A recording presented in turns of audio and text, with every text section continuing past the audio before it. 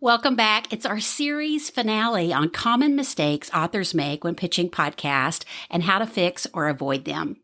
This is Book Marketing Mania, and I'm your host, Kim Stewart. And last week, we talked about pitching only when we launch our books and how to fix that by making podcast guesting part of your ongoing marketing plan.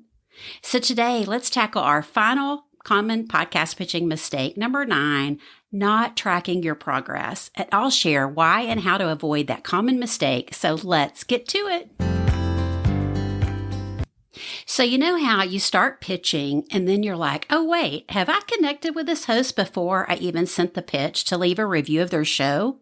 Have I pitched them already? When did I pitch them? Did I follow up with them?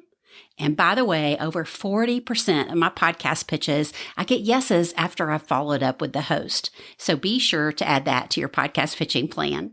And then, you have to keep track of what topics do they even pitch, because sometimes you'll get a yes back, but they won't even mention the topic that you pitch. So you have to go hunt it down and remind yourself. So it's nice to have that handy.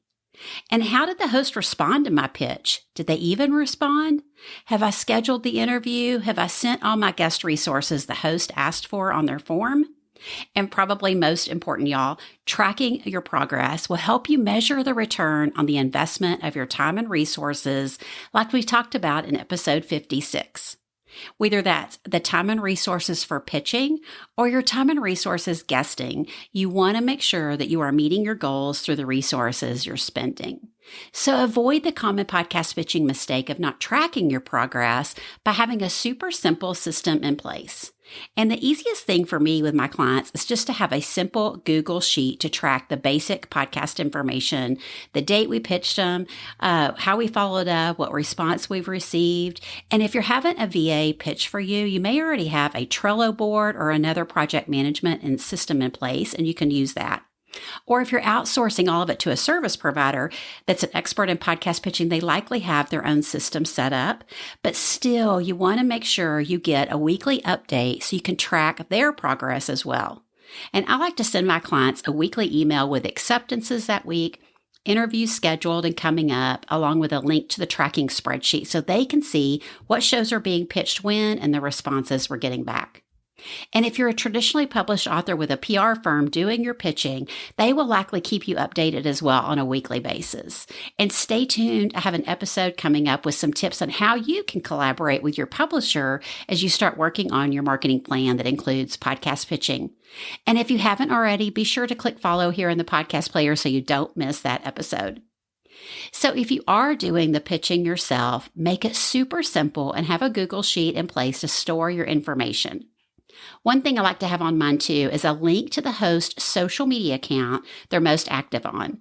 That way I can pull up my spreadsheet on my phone during the time I have blocked for social media engagement and quickly click on the host link and go engage and build relationships like we talked about on episode 44. Having that system in place makes it easy peasy.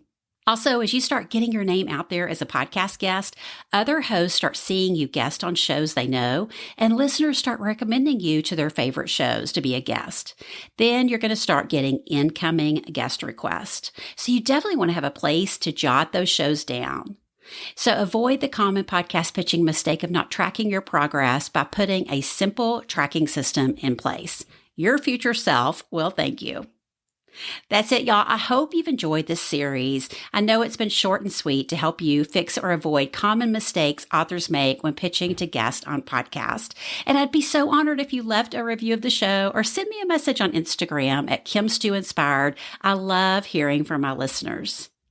And if you're ready to get started pitching podcast, grab my free video training on 5 steps to jumpstart your podcast pitching, and I'll link it here in the player. And if you need some one-on-one help with your podcast pitching plan, I'd love to strategize with you and answer any podcast pitching or guesting questions you have to help move you forward and provide you a training to help you hit the road running towards serving your target readers. Hearing you as a guest on their favorite podcast might be just the message God has for them to solve the problems they are experiencing that day. Don't make them wait for your help.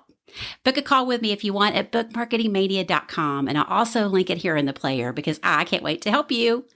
Thanks for tuning in, y'all, and I'll see you back here next week to help you market your book one podcast at a time.